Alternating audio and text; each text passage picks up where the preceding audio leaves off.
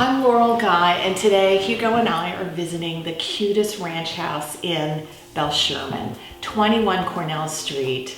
It is in walking distance to Cornell, to College Town, to downtown, and it has hardwood floors, a fireplace, updated kitchen and baths, and a great master suite.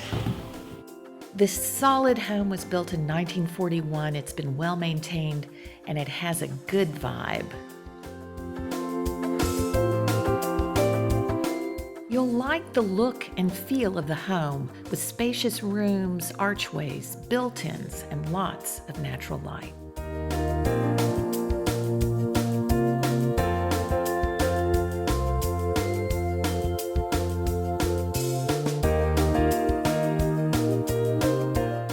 Large main-level master suite with a beautifully updated tile bath and 2 more bedrooms and another updated bath.